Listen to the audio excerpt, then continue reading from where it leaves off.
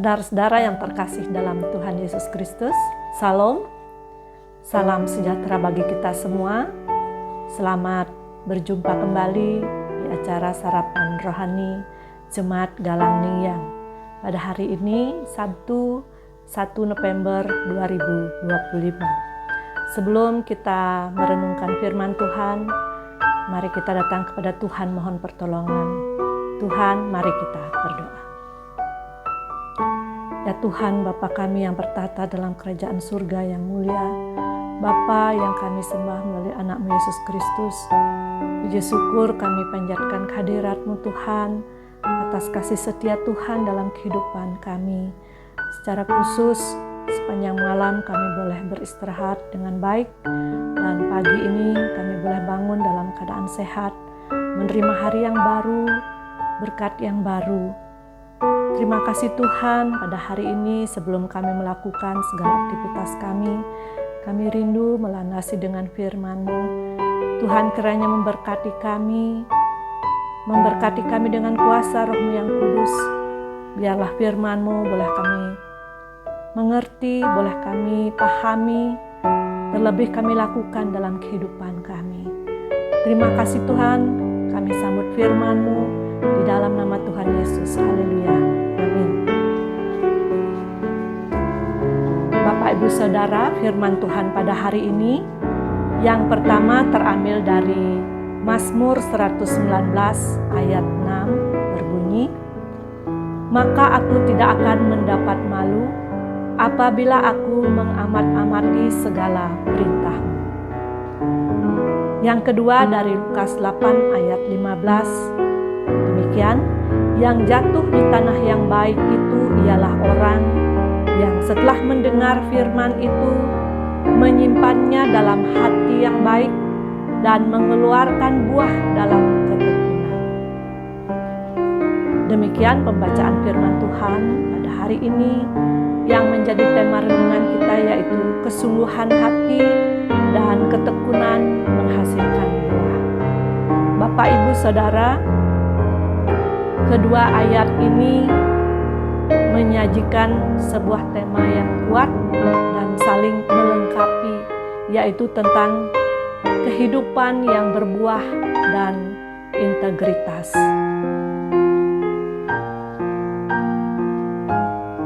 Pada firman Tuhan yang pertama dari Mazmur 119 ayat 6 dikatakan mengamat-amati perintah.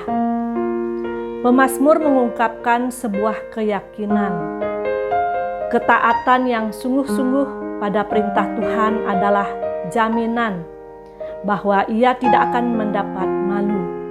Mengamat-amati di sini sama artinya dengan memperhatikan dengan seksama dan bertekad untuk melakukan segala perintah Tuhan, menunjukkan ketulusan hati di dalam mencari kehendak-Nya. Rasa malu seringkali timbul dari ketidaktaatan, kesalahan, atau kegagalan yang disebabkan oleh penyimpangan dari jalan kebenaran. Ketika kita menjadikan firman Tuhan sebagai kompas atau pedoman hidup, kita berjalan di jalan yang benar, sehingga tidak perlu takut atau merasa dipermalukan oleh keputusan atau tindakan kita. Hal ini berbicara tentang integritas atau kesesuaian antara perkataan dan perbuatan kita yang didasarkan pada standar ilahi. Dalam Lukas 8 yang ayat ke-15, hati yang baik dan ketekunan berbuah. Ayat ini adalah penutup dari perumpamaan Yesus, yaitu tentang penabur.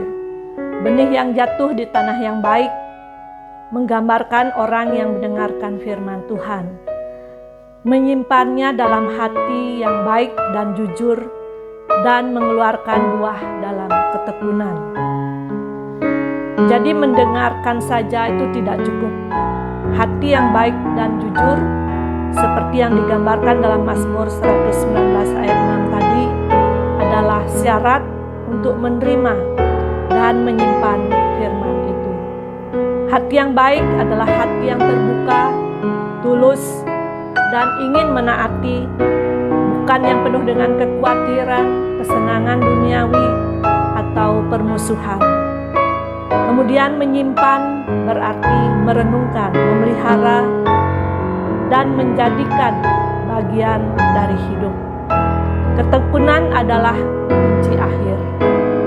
Jadi iman memerlukan daya tahan atau kemampuan untuk tetap teguh dan menghasilkan buah, bahkan di tengah tantangan dan penundaan. Saudara-saudara yang terkasih dalam Tuhan, ada 3 hal yang dapat kita renungkan melalui pembacaan kita pada hari ini. Yang pertama, yaitu kesungguhan hati. Kita dipanggil untuk memiliki hati yang tulus dan jujur dalam mengamati dan menaati segala perintah Tuhan.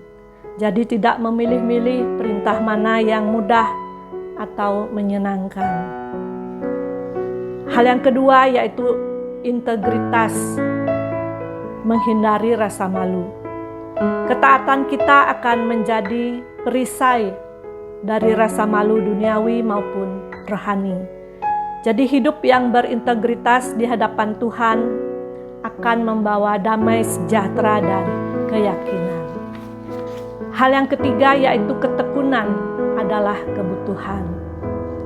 Setelah mendengar dan menyimpan firman dalam hati yang baik, kita harus bertekun. Buah-buah roh yang terdapat dalam Galatia 5 ayat 22-23 tidak bisa kita hasilkan secara instan, melainkan melalui proses yang berkelanjutan di dalam kesabaran dan keteguhan hati. Bapak Ibu Saudara, renungan ini mengingatkan kita bahwa landasan untuk menghasilkan buah yang sejati adalah hidup yang berpegang teguh kepada firman Tuhan dengan tulus dan tanpa rasa malu. Jadi marilah kita memastikan hati kita adalah tanah yang subur dan menjalani hidup ini dengan ketekunan dan ketaatan. Amin.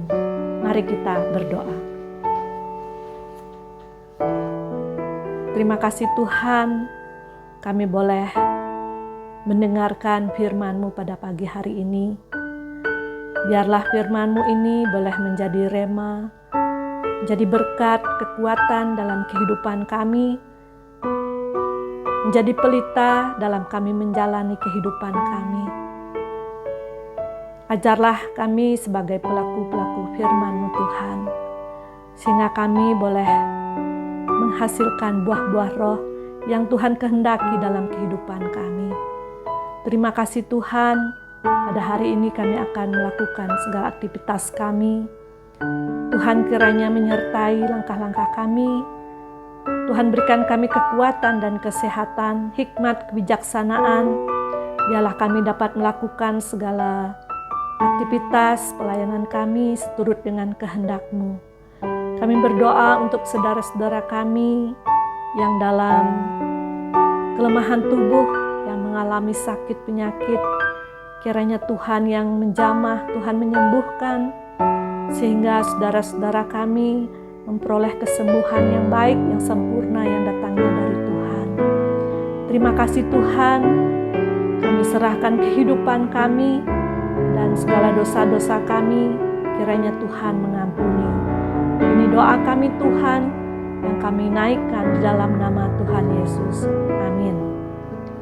Demikian renungan pada pagi hari ini. Selamat beraktivitas. Tuhan Yesus memberkati. Salam.